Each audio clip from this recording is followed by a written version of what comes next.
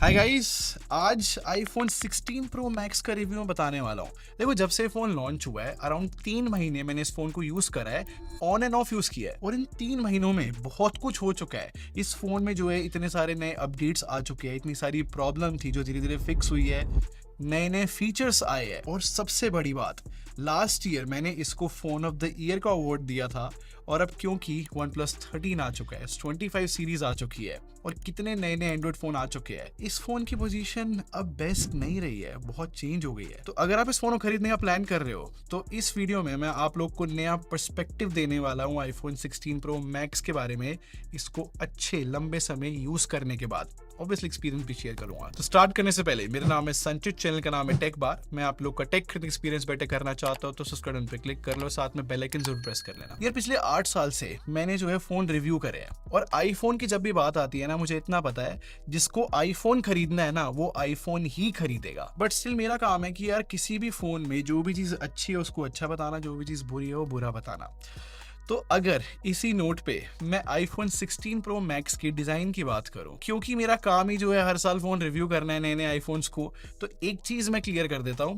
अगर आप आईफोन 15 से आ रहे हो, 14 से भी आ रहे हो, तो डिजाइन में देखने में कोई आपको बहुत क्रेजी चेंज नहीं मिलने वाला। मुझे भी सेम फीलिंग थी, बोरिंग फीलिंग थी। बट सेम टाइम पे ये भी सच है कि यार एप्पल जो प्रीमियम मटेरियल यूज करता है ना, तो हाँ भाई, लगता है कि 1,45,000 रुपीज अगर स्पेंड किए है तो फोन भाई मेरे पास प्रीमियम है। और सबसे बड़े पॉइंट की बात करूं तो एप्पल ने इस साल कैमरा कंट्रोल बटन ऐड किया एंड आई एम 100% श्योर अभी तक आपने बहुत सारे रिव्यूज में सुन लिया होगा कि भाई कैमरा कंट्रोल बटन ज्यादा यूज नहीं आता। बट मैं अपना एक्सपीरियंस शेयर करता हूँ। मुझे लगा एप्पल ने इतना बड़ा मूव लिया है कि भाई सीधा एक कैमरा कंट्रोल बटन ही ऐड कर दिया, कुछ सोच समझ के करा होगा। तो मैंने पता क्या किया, लॉक स्क्रीन में से जैसे कैमरा हम प्रेस करके ओपन कर लेते ना कैमरा ऐप को, मैंने यहाँ से लॉक स्क्रीन से हटा ही दिया कैमरे को। मैंने लिटरली अपने आप को फोर्स किया कि मैं हर बार कैमरा इस कैमरा कंट्रोल बटन से ही ऑन करने वाला हूँ और काफी हद तक कैमरा ऐप मैंने सच में इससे ओपन भी करी। बट पता है सबसे बड़ी प्रॉब्लम क्या है जो एटलीस्ट मैंने फेस करी है, कि जब भी मैंने कैमरा कंट्रोल बटन से फोटो खींचने की कोशिश करी है ना, वो ज्यादातर फोटो शेकी आ जाती है। देखो, मुझे लगा हो सकता है कि मैं ही जो हूँ कैमरा कंट्रोल बटन ढंग से ऑपरेट नहीं कर पा रहा। तो इस चीज को वेरीफाई करने के लिए मैंने अपनी पूरी टीम को बोला, भाई आप सब पिक्चर क्लिक करो इस कैमरा कंट्रोल बटन से, और सब जब भी फोटो खींच रहे थे ना, हल्का सा शेक आ रहा था। तो मैं इस चीज को कंफर्म कर सकता हूँ भाई कि कैमरा कंट्रोल बटन को प्रेस करने में एफर्ट लगता है, उस वजह से मूवमेंट आ जाती है फोन में और शेकी फोटो आती है।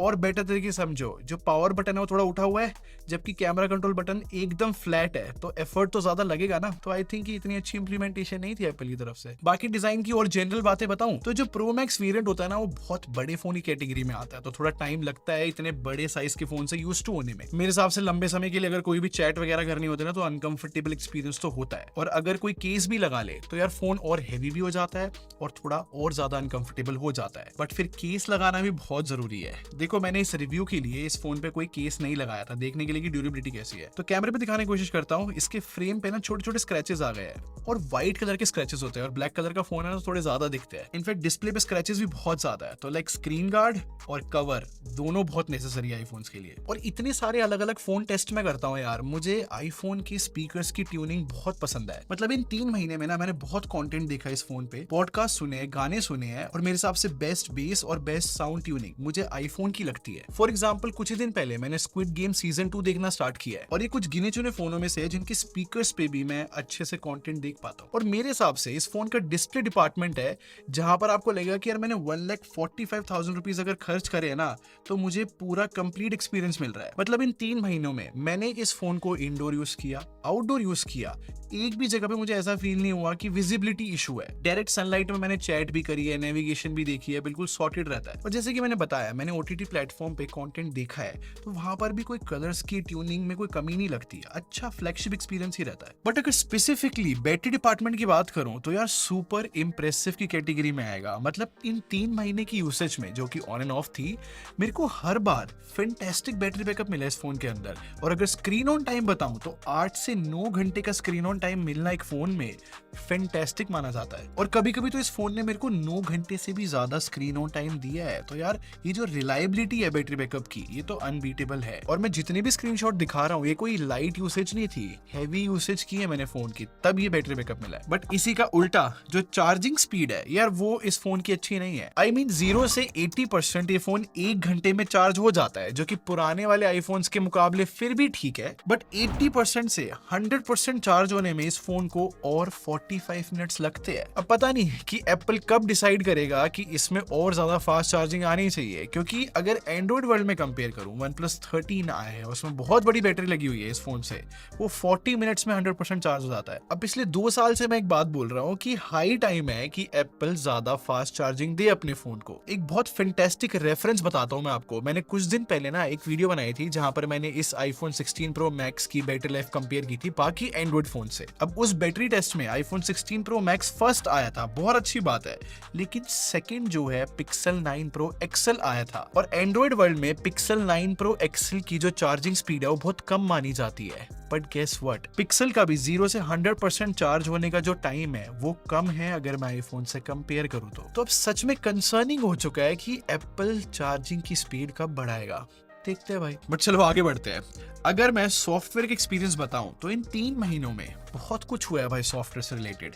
देखो, पहली बात, जो ये लेटेस्ट iOS 18 आई है सच में बहुत बड़े बड़े चेंजेस के साथ आई है। और बड़े बड़े चेंजेस इसलिए बोल रहा हूँ कि पहली बार एप्पल ने सच में कंट्रोल दिया है यूजर को कि अपने अकॉर्डिंग होम स्क्रीन सेट कर लो, कंट्रोल सेंटर सेट कर लो, जो कि मैंने भी जो है 1-2 घंटे लगा के अपने अकॉर्डिंग पूरी होम स्क्रीन बनाई, कंट्रोल सेंटर बनाया, बहुत अच्छा लगा। और इन कस्टमाइजेशन के साथ साथ जो पहले से आईफोन का फायदा था, इकोसिस्टम, वो तो मिलता ही है भाई। बड़ी चीज बताता हूँ, आई एम श्योर भाई आप में से बहुत सारे लोग आईफोन 16 Pro या फिर 16 Pro Max यूज कर रहे होंगे। बट बहुत वियर्ड चीज बताता हूँ, पहली बार ऐसा हुआ है कि एप्पल ने कोई फोन लॉन्च करा और फोन लॉन्च होने के 3 महीने तक भी बग्स देखने को मिले। आई एम श्योर आप में से भी बहुत सारे लोग आईफोन 16 सीरीज यूज कर रहे होंगे और बहुत सारे अलग अलग बग्स फेस करे होंगे। बट अब अच्छी बात यह है कि जब से लास्ट अपडेट आया है बहुत हद तक बग्स फिक्स हो चुके हैं। बट इन 3 महीनों में कितनी बार मैंने फेस करा है कि मैं कोई ऐप यूज कर रहा हूँ, सडनली वो ऐप चलना बंद हो गई है, मैं स्क्रीन पर टच करे जा रहा हूँ और रिस्पॉन्ड ही नहीं कुछ कर रहा, फिर ऐप बंद करके वापस स्टार्ट करनी पड़ती थी। बट आई रिपीट कि अब ये होना बहुत कम हो गया है। और भी बहुत कुछ हुआ है कि अगर मैं कोई ऐप में कुछ भी स्क्रॉल कर रहा हूँ तो रिफ्रेश रेट बहुत कम हो जाता था, लाइक 30 हर्ट्ज के अराउंड, फिर जो है लॉक अनलॉक करना पड़ता था फोन। बस एक चीज मेरे समझ नहीं आई कि अगर एप्पल ने फ्लेक्सिबिलिटी दी है कि भाई अपनी पसंद से होम स्क्रीन पे कहीं पे भी कोई भी आइकन लगा लो, तो काफी बार ऐसा होता है कि मैं उसको रीअरेंज कर रहा होता हूँ और वो कहीं पे भी चला जाता है, आईफोन अपने हिसाब से रीअरेंज करने लगता है। ये सेम चीज कंट्रोल सेंटर की वाली कस्टमाइजेशन में भी होती है। बट ठीक है, पहली बार एप्पल इतनी सारी फ्लेक्सिबिलिटी दे रहा है तो प्रॉब्लम तो आनी थी। बट अपडेट्स के साथ एक और चीज आनी थी, एप्पल इंटेलिजेंस, जिसको लॉन्च इवेंट पे कुछ ज्यादा ही प्रमोट कर दिया था। और अजीब बात ये है कि ये फोन सितंबर के अराउंड लॉन्च हुआ है और आईफोन 16 Pro Max के हर एक एड पे लिखा हुआ है बिल्ड फॉर एप्पल इंटेलिजेंस। और फनी बात ये है कि अभी तक सारे एप्पल इंटेलिजेंस के फीचर्स आए नहीं है, और अगर और नेक्स्ट 2 महीने तक नहीं आते तो मतलब 6 महीने हो जाएंगे फोन को लॉन्च हुए और सारे फीचर्स नहीं आएंगे। और वैसे भी एआई फीचर्स की बात करूं तो मैंने उनको यूज करा है जितने भी आए हैं, और वो भी कुछ अच्छे काम नहीं कर रहे हैं। जैसे कि सिरी की बात करूं तो उसमें एनिमेशन नहीं आए हैं, थोड़ी बहुत रिस्पॉन्सेज नहीं आए हैं, बट स्टिल वो पुराने वाले सिरी की तरह काम कर रहा है। जैसे कि मैंने सिरी को बोला कि एक मैसेज भेजो व्हाट्सएप पे एक पर्टिकुलर कॉन्टैक्ट को, सिरी रिप्लाई में पता क्या बोलता है कि वो पर्टिकुलर कॉन्टैक्ट व्हाट्सएप पे एग्जिस्ट ही नहीं करता, जबकि मेरी उससे बात चल रही है। और अगर मैं कुछ भी कॉम्प्लिकेटेड सिरी से पूछूं ना तो वो सीधा कहता है कि हमें चैट जीपीटी का यूज लेना पड़ेगा और उसकी परमिशन लेने लगता है। अब यहाँ पे एक चीज देखो, मैं सीरी से टाइप करके क्वेश्चन पूछता हूँ, अब सीरी का रिप्लाई आया है कि हमें चैट जीपीटी की नीड पड़ेगी, अलाउ कर दो, मुझे अलाउ कर देते हैं। आपको नहीं लगता है कि इतने मल्टीपल स्टेप अगर करने पड़े तो सीधा चैट जीपीटी में जाके पूछ लो क्वेश्चन, या फिर सीधा गूगल कर लूं, जेमिनाई से पूछ लूं? तो अभी तक तो मुझे सीरी और चैट जीपीटी का जो कोलैबोरेशन है वो कुछ ठीक लगा नहीं है। और ऐसे ही एक और फीचर आया था कि जहां पर नोटिफिकेशन को समराइज करना था, लेकिन इस फीचर को लेकर भी ना बहुत सारी कंट्रोवर्सी हो गई और एप्पल अब इस फीचर को स्टॉप करने वाला है। फिर नेक्स्ट फीचर आता है इमेज प्लेग्राउंड, जो कि कार्टूनिश पिक्चर्स बनाता है। ये भी मुझे लाइक ज्यादा यूजफुल नहीं लगा अपनी लाइफ में। मेरे हिसाब से सबसे यूजफुल एआई फीचर जो है ना राइटिंग टूल्स रहा है, जहां पर मैं अपनी स्पेलिंग करेक्ट करा सकता हूँ, ग्रामर करेक्ट हो जाती है, या फिर मैसेज की टोन चेंज कर सकते हैं। बहुत अच्छा फीचर है। बट ये जो राइटिंग टूल्स है ये भी बहुत सारी एप्स में नहीं चल रहा है, जैसे कि व्हाट्सएप मैं बहुत यूज करता हूँ, वहां नहीं चल रहा, तो थोड़ा सा दिक्कत होती है। आई थिंक आप समझ गए होंगे कि एआई इस फोन का स्ट्रॉन्ग पार्ट नहीं है, जो कि बहुत ज्यादा इंपॉर्टेंट फीचर बन चुका है 2025 का। इनफैक्ट एप्पल को खुद पता है कि ये लोग एआई वाले फीचर्स में बहुत पीछे जा चुके हैं। मतलब एक लीक आई थी जहां पर एप्पल का कहना था कि वो 2 साल पीछे चल रहा है कंपटीशन से एआई के मामले में। तो मेरी एडवाइस सिंपल सी रहेगी, अगर आपको एआई यूज करनी है अपने फोन में तो ये फोन राइट चॉइस नहीं रहेगा। तो जैसे कि मैंने सॉफ्टवेयर में बार बार रिपीट किया कि पहली बार हम ऐसा देख रहे हैं कि सॉफ्टवेयर स्टेबल नहीं है फोन लॉन्च होने के 3 महीने बाद, या फिर एप्पल की कुछ लीक्स निकल के आई है कि ये 2 साल पीछे चल रहे हैं एआई में। मतलब बहुत कुछ इस फोन के साथ ना पहली बार हुआ है। सेम चीज परफॉर्मेंस डिपार्टमेंट में भी हुई है। आई मीन जब भी आईफोन और एंड्रॉइड वर्ल्ड को कंपेयर करते थे ना, तो आईफोन का प्रोसेसर हमेशा एंड्रॉइड वर्ल्ड से आगे रहता था। 2024 में भी ना एंड्रॉइड फोन्स और आईओएस बिल्कुल क्लोज आ गए थे परफॉर्मेंस में। बट 2025 पहला ऐसा साल होगा जहां पर आईफोन एंड्रॉइड वर्ल्ड से पीछे लग रहा है रॉ परफॉर्मेंस के अंदर। देखो जब ये फोन लॉन्च हुआ था ना, सच में इसमें बेस्ट प्रोसेसर था। मतलब A18 चिपसेट है इसके अंदर, फैंटास्टिक है।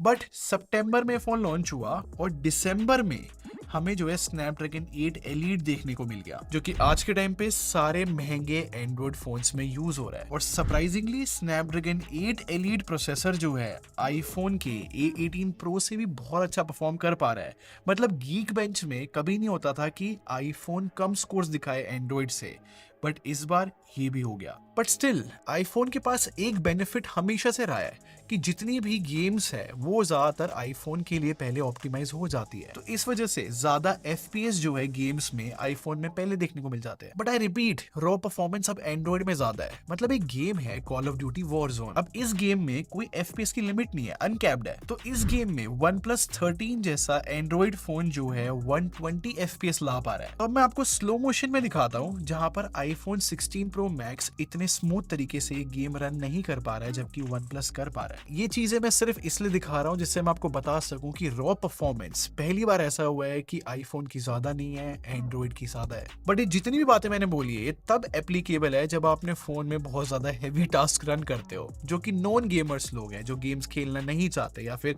जो अपने फोन में नॉर्मल प्रोडक्टिविटी करना चाहते हैं। वहां पर आज भी आईफोन की ऑप्टिमाइजेशन नेक्स्ट लेवल है और फोन फैंटास्टिक चलता है। इनफैक्ट मैं तो ये भी कंफर्म कर सकता हूँ, सितंबर से इस फोन को यूज कर रहा हूँ, हीटिंग एज सच है नहीं इस फोन के अंदर। तो हीटिंग भी बहुत सही तरीके से मैनेज करी है एप्पल ने। अब थोड़ी कैमरे के बारे में बातें बताता हूँ। देखो जो 48+48+12 मेगापिक्सल का सेटअप है ना, मैं सिंपली बोलूंगा भाई, रिलायबिलिटी आईफोन का फोकस होता है और वो ये फोन डिलीवर कर पाता है। रिलायबिलिटी से मेरा मतलब ये है कि मैंने जेब से फोन निकाला और मैं एक इंपॉर्टेंट सीन कैप्चर कर रहा हूँ, वो सीन खराब तरीके से कैप्चर ना हो कभी भी। ये चीज आईफोन में बहुत अच्छी है कि कभी भी ना आपका मूवमेंट खराब नहीं करेगा। 100% आईफोन एवरी टाइम आपको यूजेबल फोटो खींच के देगा। और बहुत सारे टेक्निकल रीजन है, मतलब शटर स्पीड ज्यादा है तो पेट की फोटो खींचोगे तो स्टेबल आ जाएगी, और ह्यूमन शॉट्स कैप्चर कर रहे हो तो बहुत नेचुरल स्किन टोन लाने की कोशिश करता है, या फिर इन जनरल कलर्स भी जो है नेचुरल रहते हैं। और 5x पे अगर पोर्ट्रेट को कैप्चर कर रहा है तो बहुत ड्रामेटिक शॉट आ जाता है। तो इन 3 महीने में मेरे को बहुत रिलायबल कैमरा लगा है। बट ऑब्वियसली कोई भी कैमरा परफेक्ट नहीं होता, कुछ कमियां हैं, जैसे कि फोटो में जितने भी डार्कर एरियाज होंगे ना उनको ब्राइट करने की कोशिश करता है। तो इस वजह से ना फोटो में एक नेचुरल कॉन्ट्रास्ट नहीं आता। और जो 12 मेगापिक्सल का टेलीफोटो लेंस है ना, उससे अगर कभी लो लाइट में फोटो खींची तो हो सकता है डिटेल कम आए, या फिर कोई कॉम्प्लिकेटेड फोटो खींची जैसे कि ट्री की, वहां पर डिटेल कम आ सकती है। अब ये सारी कमियां भी मैं इसलिए गिनवा रहा हूँ क्योंकि मैं ऑलरेडी देख चुका हूँ कि जो बाकी एंड्रॉइड फोन है ना आज के टाइम पे, OnePlus 13 या फिर Vivo X200 Pro या फिर Xiaomi के फ्लैगशिप फोन्स,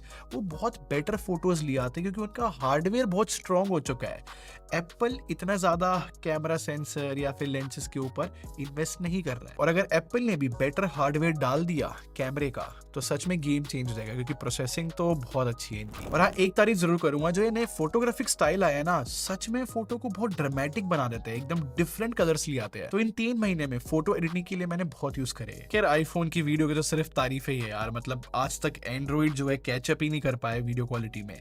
मतलब जिस तरीके की एक्यूरेसी वीडियोस में आईफोन लेकर आता है, एंड्रॉइड वो नहीं कर सकता। तो अगर आपको वीडियो ज्यादा शूट करनी है तो आईफोन से बेटर ऑप्शन है ही नहीं। अब कंक्लूजन की बात करते हैं कि इतना समय हो चुका है फोन को, मैं एग्जैक्टली मैं अब क्या सोचता हूँ इस फोन के बारे में। देखो जब 2024 सितंबर में फोन लॉन्च हुआ था ना, नो डाउट ये बहुत फैंटास्टिक फोन था। इनफैक्ट मैंने इसको अवार्ड भी दिया था, ये मेरा फोन ऑफ द ईयर था। क्योंकि जितनी भी बेसिक चीजें होती है फोन की, जैसे कि battery backup, camera, display, design, सब कुछ अगर देखा जाए तो उस टाइम पे इन सब चीजों में फोन सबसे रिलायबल था। बट जब से आईफोन लॉन्च हुआ है अभी रिसेंट टाइम्स में, सच में एंड्रॉइड वर्ल्ड में बहुत बड़े बड़े चेंजेस देखने को मिल गए यार। बैटरी टेक्नोलॉजी पूरी चेंज हो गई है, बहुत बड़ी बड़ी कैपेसिटी की बैटरी देखने को मिल गई। स्नैपड्रैगन 8 एलीट ने लिटरली आईफोन के प्रोसेसर को बीट कर दिया। वीवो जैसे ब्रांड ने फोटोज की जो क्वालिटी है वो नेक्स्ट लेवल लाके दिखा दी है। ऑनेस्टली अगर आपको एप्पल खरीदना है तो मैं भी आपको यही फोन रिकमेंड करूंगा, ये एप्पल की तरफ से बेस्ट चीज है। बट सेम टाइम पे मेरा काम है ये कि आप लोग को बताना कि आप 1,45,000 रुपीज अगर स्पेंड कर रहे हो तो बाकी ऑप्शन या फिर बाकी टेक्नोलॉजी ऑलरेडी मार्केट में क्या क्या अवेलेबल है। क्योंकि यूजुअली लोगों को लगता है सबसे एक्सपेंसिव चीज खरीदे तो सबसे ज्यादा हाई एंड होगी, वो सबसे ज्यादा उसके अंदर फीचर्स होंगे। बट इस साल ऐसा नहीं है। बस इस चीज को माइंड में रख के आप ये फोन खरीदना, तब आप सच में इस फोन के साथ बहुत ज्यादा खुश रहोगे। तो खैर ये था मेरा ओपिनियन आईफोन 16 प्रो मैक्स के बारे में। आप क्या सोचते हो मुझे कमेंट सेक्शन में बताना। और अगर आपको वीडियो हेल्पफुल लगी हो तो लाइक बटन पे क्लिक कर दो। बाकी सब्सक्राइब करके हमारे टेक बार आर्मी को ज्वाइन कर लो। हम लोग क्वालिटी में बिलीव रखते हैं। अगले मिलते हैं। Thanks for watching. Bye guys.